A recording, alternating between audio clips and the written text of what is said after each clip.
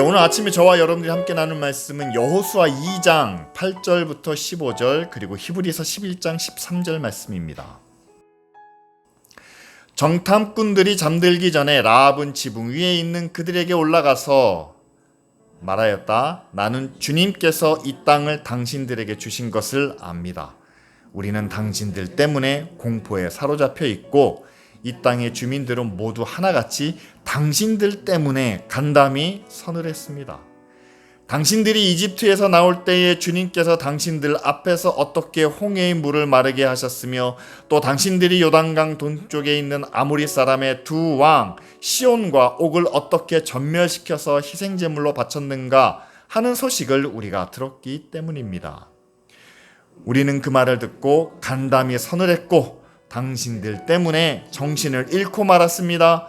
위로는 하늘에서 아래로는 땅 위에서 과연 주 당신들의 하나님만이 참 하나님이십니다.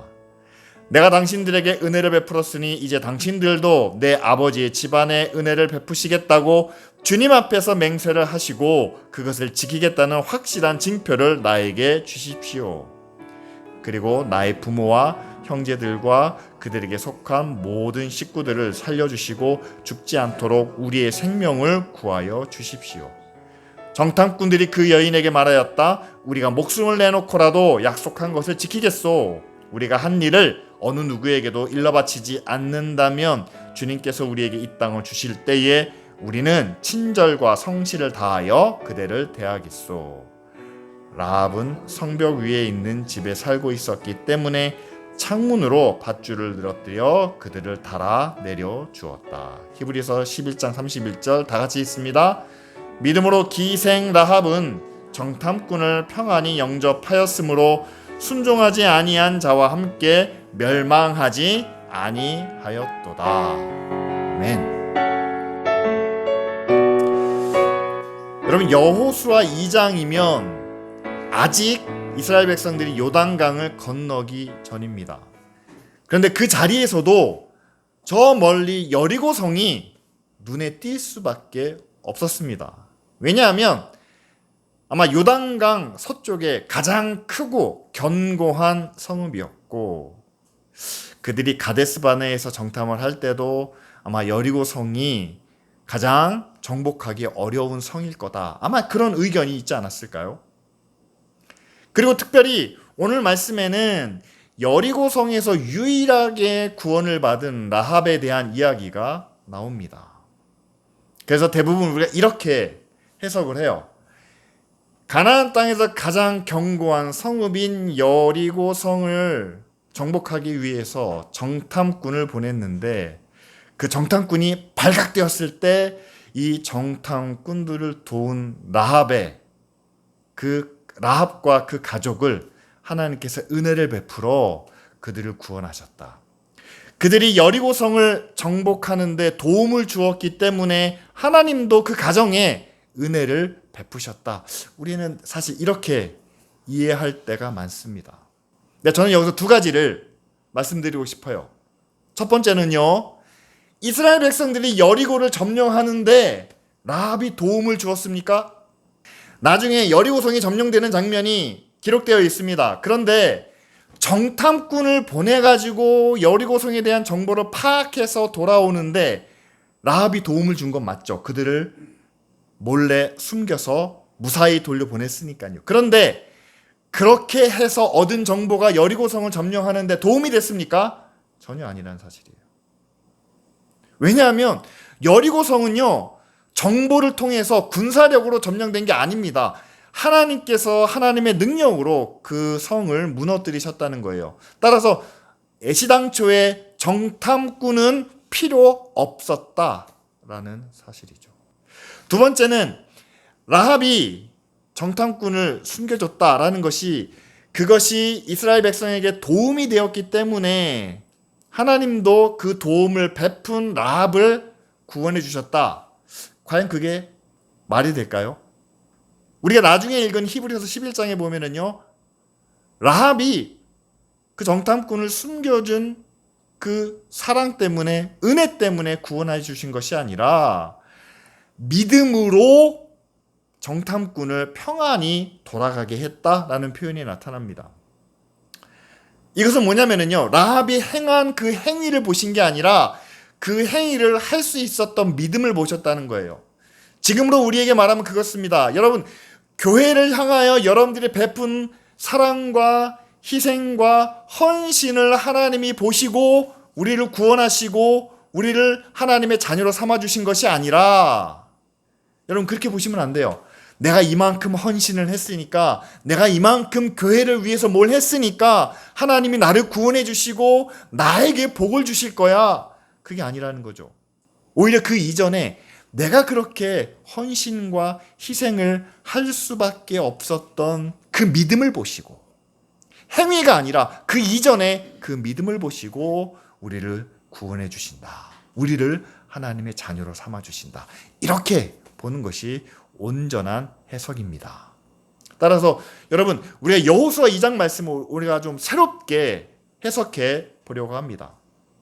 첫 번째는 라합이 먼저 하나님에 대한 믿음을 고백을 하는데 9절 말씀이죠.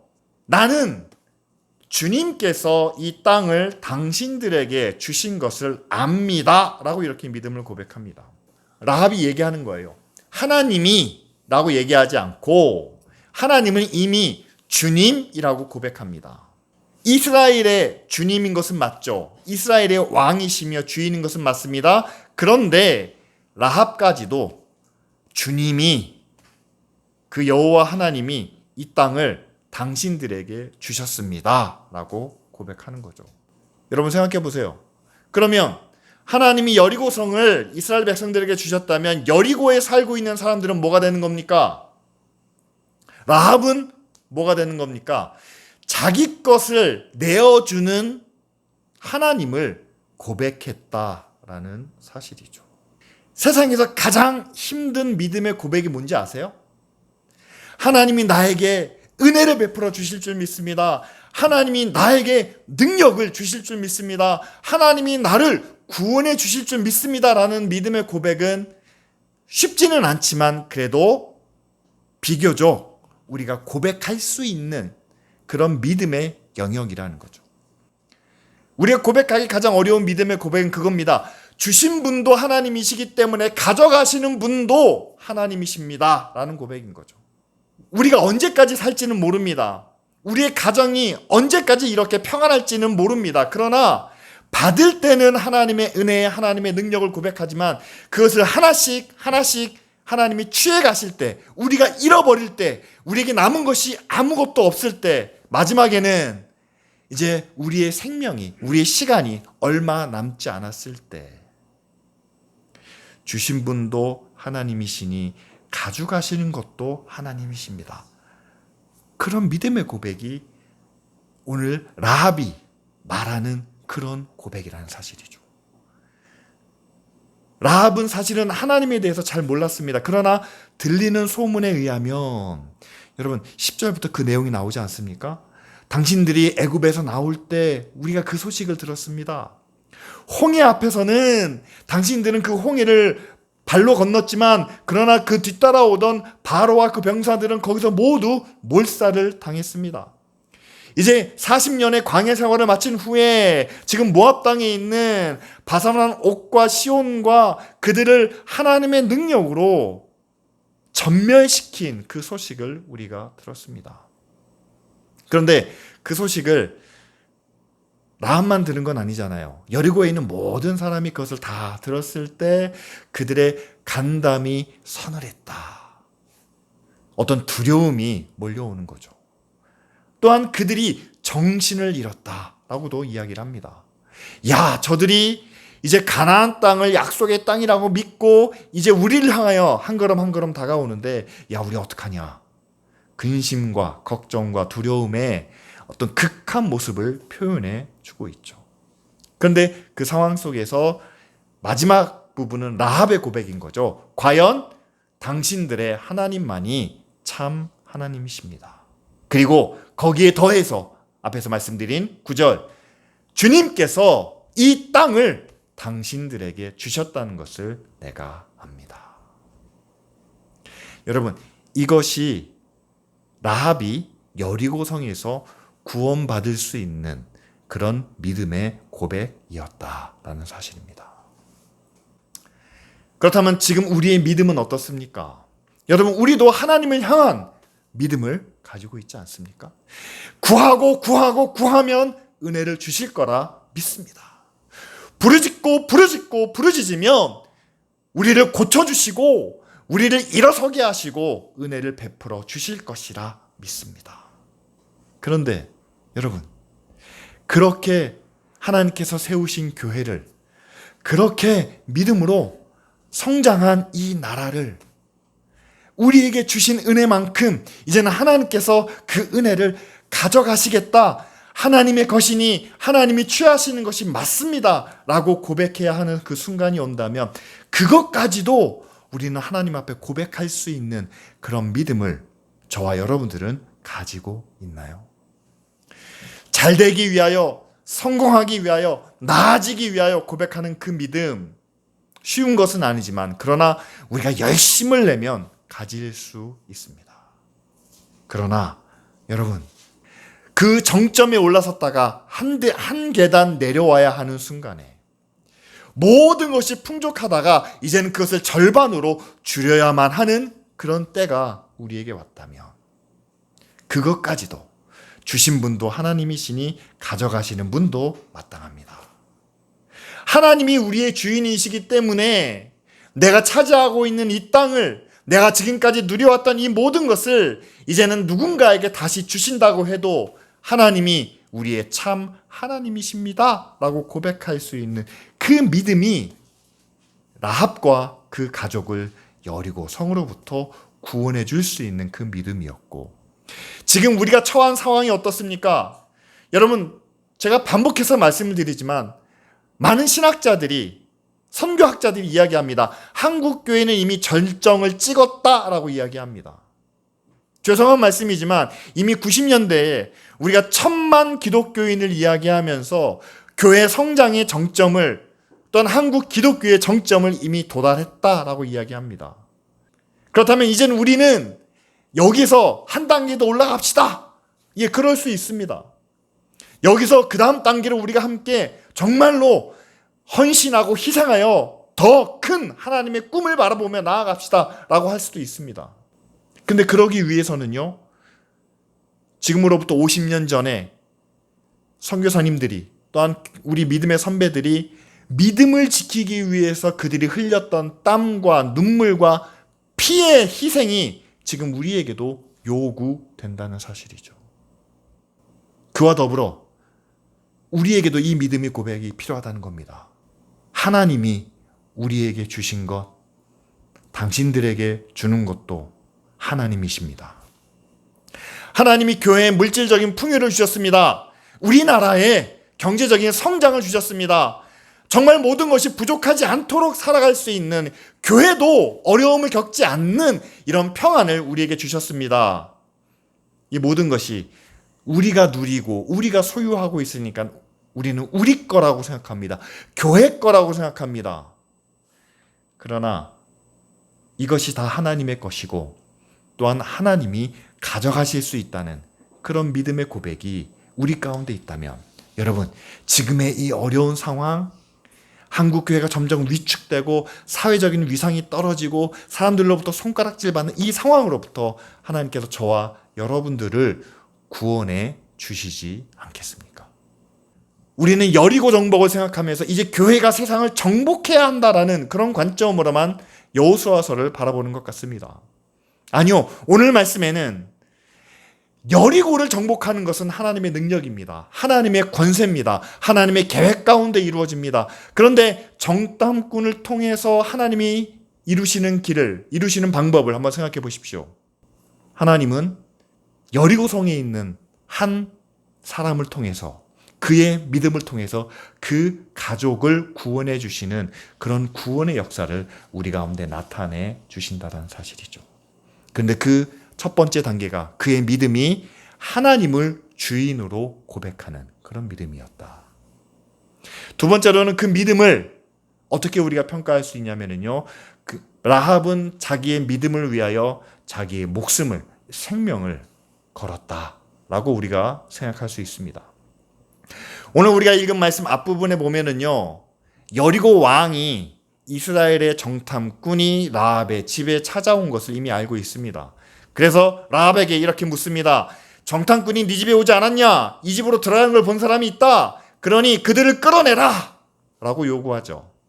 그랬을 때 라합이 대답을 합니다. 그들이 왔었지만 해가 지기 전에 떠났습니다. 거짓 정보를 왕에게 흘리죠. 왕도 어느 정도의 정보를 알고 있지 않습니까? 근데 라합이 너무 뻔히 보이는 거짓말을 했다는 거예요. 다시 말하면 추격군들이 막 따라갔는데 사람이 지나간 흔적이 없는 게 발견됐으면 왕에게 거짓을 말한, 그리고 정탐꾼을 숨겨줬던 사실이 발각날지도 모르는 그런 상황이었다라는 사실입니다. 그러면 지금 라합은 어떤 상황인가요? 이스라엘의 정탐꾼을 숨겨주기 위해서 자기와 가족들의 생명을 건 그런 위험한 선택을 내렸다라는 사실이죠. 그럼 이런 위험한 선택을 왜 내렸을까요? 그것은 앞에서 말씀드린 대로 그가 고백하고 있는, 그가 믿고 있는 하나님에 대한 그런 확실한 믿음 때문이 아니었을까. 첫 번째로는 하나님을 주 하나님으로 고백하고 있지 않습니까? 두 번째로는 이스라엘 백성들을 향한 하나님이 행하신 능력과 권세를 그가 하나씩 열거합니다. 애굽에서, 홍해 앞에서, 그리고 모압 지역에서. 자, 이런 것들을 종합적으로 따져본다면요. 그리고 라합이 정탐꾼을 숨겨주는 단순히 그냥 작은 거짓말이 아니라 왕 앞에서 거짓을 말하는, 여리고 입장에서 보면 배신이잖아요. 그런 결단을 내릴 수 있었던 것은 아마도 그가 들은 소문을 통해서 여호와 하나님에 대해서 알게 되면서 그분을 내가 주로 부르는 그것을 통해서 그가 여리고성에서 자라면서 경험했던 그 어떤 신에 대한 이야기, 어떤 권력에 대한 이야기, 왕에 대한 이야기보다 여호와 하나님께로부터 나오는 그 이야기가 더 높은, 더 분명한 진리와 가치가 그 안에 있다는 것을 라합은 발견했기 때문이 아닐까, 저는 그렇게 생각을 합니다.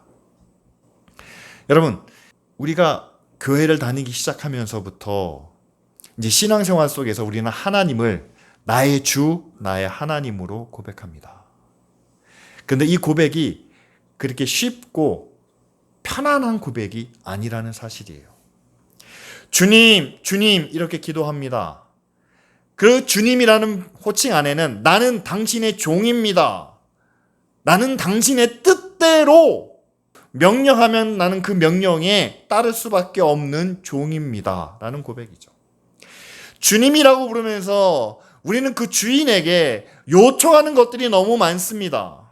그런데 주님이라는 고백 안에는 당신이 명령만 하시면 나는 순종하겠습니다. 당신의 말씀만 하시면 나는 뭐든지 할 수 있습니다. 라는 그런 고백이 그 안에 담겨져 있다라는 사실이죠. 그런데 그 주인이 종인 우리에게 약속해 주신 것들이 있습니다.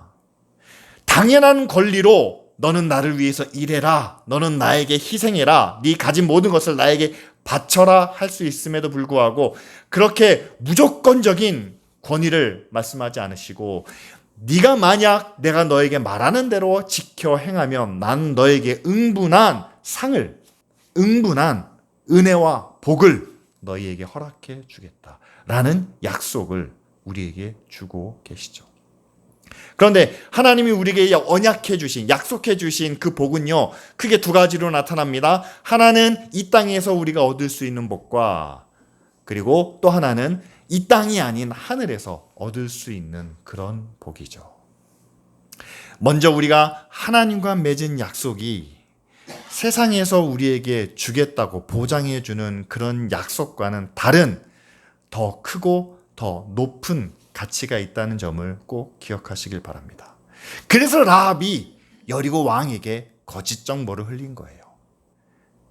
하나님에 대하여 하나님께서 보여주시는 그 권세와 능력, 그분을 주인으로 따르는 것이 여리고 왕을 따르는 것보다 더 낫다는 선택하에 죽음을 무릅쓰고 하나님을 향한, 하나님이 이 땅을 이스라엘 백성들에게 주신다는 그 목적을 향하는 선택과 결단을 내린 것처럼 저와 여러분들도 똑같이 하나님을 우리 하나님으로 고백합니다. 그렇다면 세상이 우리에게 약속해 주고 있는 것이 있어요. 이 길로 가면, 그리고 남들과 경쟁해서 이기면 성공할 수 있습니다. 잘 될 수 있습니다. 지금 남들이 다 가는 길이 있잖아요. 스펙을 쌓고 더 나은 직장을 가고 더 나은 결혼을 하고 더 나은 아파트에 살면 당신은 행복할 수 있습니다. 라는 유의 그런 약속들을 우리에게 주고 있습니다. 그런데 하나님이 우리에게 주시는 약속은 달라요. 구원의 약속입니다. 하나님이 이 땅의 주인이시기 때문에 하나님의 말씀을, 하나님의 의와 진리를, 하나님의 선함과 사랑을 지켜 행하면 첫 번째는 이 땅에서도 하나님이 결코 우리를 버리시지 않는다라는 약속이죠. 여러분, 하나님의 말씀과 뜻대로 행하면 이 땅에서도 하나님께서 우리를 결코 버리시지 않습니다. 그런데 여러분, 그것이 우리가 바라고 우리가 구하는 약속의, 언약의 전부인가요? 아니죠.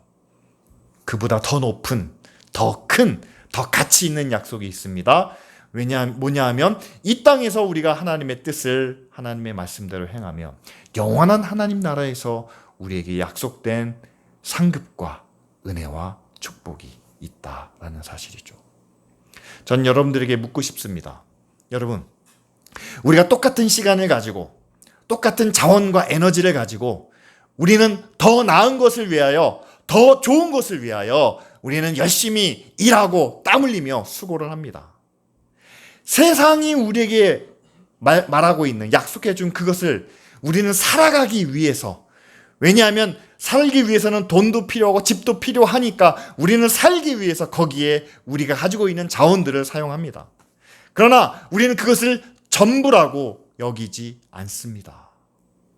세상에서 살기 위한 그것은 필요일 뿐이지 그것이 우리의 전부가 아니다. 왜냐하면 그것보다 더 귀하고 더 높은 가치가 하나님의 약속 가운데 있기 때문이죠.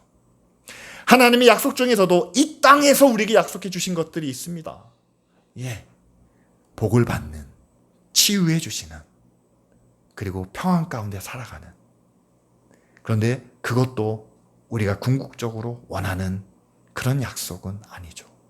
이 땅에서 얻는 것보다 더 높은, 더 큰 가치가 저 하나님 나라에서 이루어진다면 우리는 무엇을 위하여 우리의 수고와 우리의 시간과 우리의 땀과 눈물을 흘려야 할까요? 여러분, 교회는요, 여러분들에게 이 땅에서의 평안과 안녕과 휴식을, 또한 성공을 약속해주는 그런 곳은 아닙니다. 세상에서는 이런 것들로 이렇게 하지만 우리는 하나님의 길로 나아갑니다. 그러면 그 안에서 하나님이 주시는 평안이 있고 만족이 있습니다. 여러분, 그것으로만 끝나지 않는다는 사실이죠. 우리는 이 땅이 아닌 영원한 하나님의 나라에서.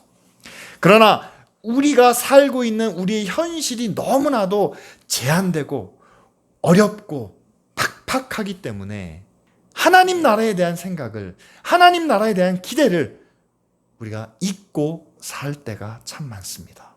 그래서 교회가 하고 있는 사명은 그거예요. 여러분, 현실의 문제도 하나님의 은혜 가운데 있지만, 그러나 영원한 하나님 나라가 이 땅의 것보다 더 귀하다는 것을, 더 높고 가치 있다는 것을 날마다 되새겨주고 기억하도록, 그래서 우리의 삶의 방향이 이 땅에서 하나님 나라로 전환될 수 있도록 하는 것이 바로 교회의 사명이죠. 그 교회의 사명을 마지막 이루는 모습이, 여러분, 오늘 우리가 읽은 이 말씀의 그 전체적인 구조 가운데 나타나는데, 여러분, 하나님께서는 정탐꾼을 보내실 때 우리는 생각합니다. 여리고성을 정복하기 위하여. 마지막에 하나님께서 그 여리고성에 있는 모든 사람들을 다 진멸하라 라고 말씀하시지 않습니까? 자, 그렇게 진멸하는 하나님의 뜻을, 정복하는 하나님의 뜻을 이루기 위하여 정탐꾼을 보내셨다라는 것이 첫 번째 이론이 될 수 있고요. 두 번째 이론은 우리가 함께 나누고 있는 것처럼 하나님은 정탐꾼을 통해서 어떤 정보를 가지고 여리고성을 정복하신 게 아니잖아요. 오히려 정탐꾼을 통해서 하나님은 기생 라합과 그 가족들을 구원해 주셨다라는 사실입니다. 레위기와 민수기와 신명기를 보시면은요, 이스라엘 가운데 있어서는 안 되는 사람이 있습니다. 무당도 그렇고요, 그 우상을 섬기는 사람도 그렇고, 그 중에 하나가 기생도 역시 그렇습니다. 여리고성은 장사와 군사적인 요충지였어요. 따라서 그 성문에 있는, 누각에 있는 그 기생집은요, 군인들과 상인들에게 술과 매춘을 제공해주는 그런 역할을 했었을 겁니다. 그렇다면 율법에 의해서 라합은요, 이스라엘 백성들 가운데선 있어서는 안 되는 사람입니다.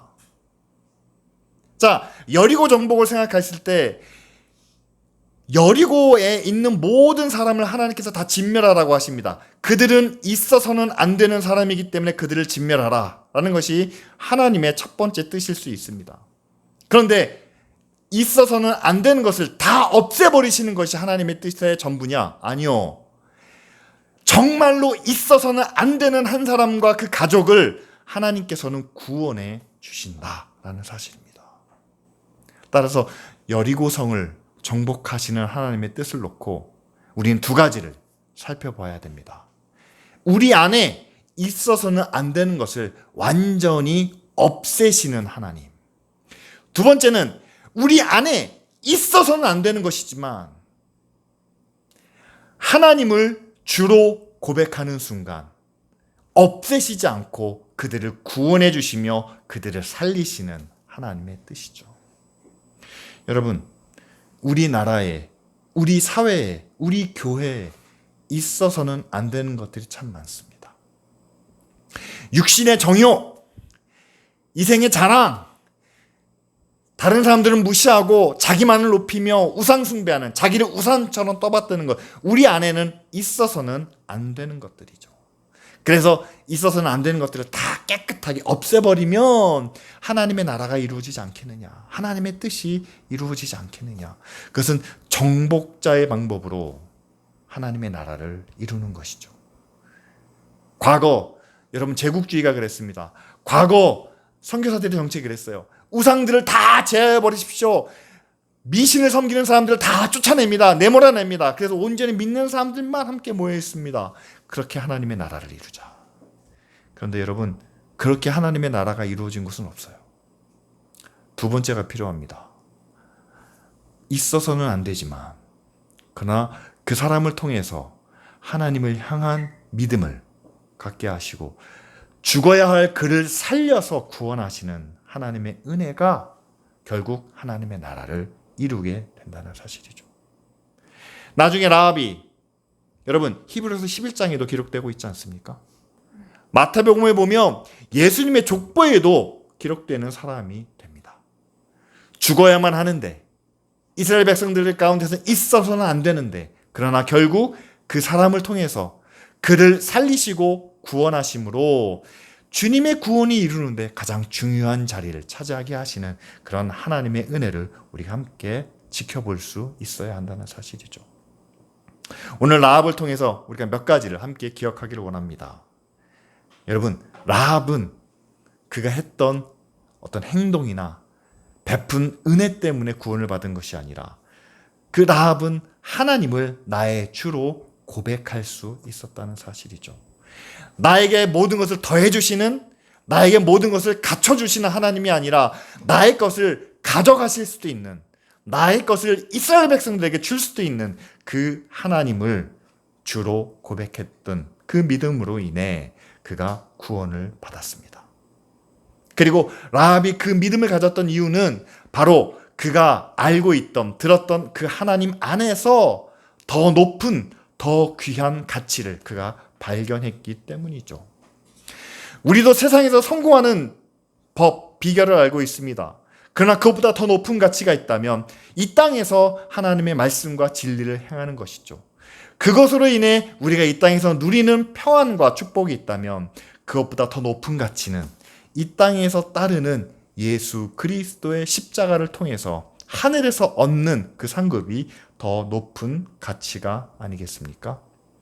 마지막으로 하나님은 여러분 이 땅에서 없어져야 할 것들을 제하여 버리시는 방법을 통해서 과거 하나님의 나라를 이루셨다면 이제는 이 땅에 없어야 할 것들을 하나님은 다시 살리시고 구원하시는 방법을 통해서 하나님의 나라와 하나님의 영광을 이루신다라는 사실입니다.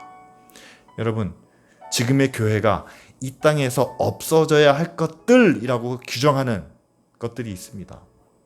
이슬람에 대해서 절대로 우리나라에 들어와서는 안 되는 사람이라고 이야기합니다.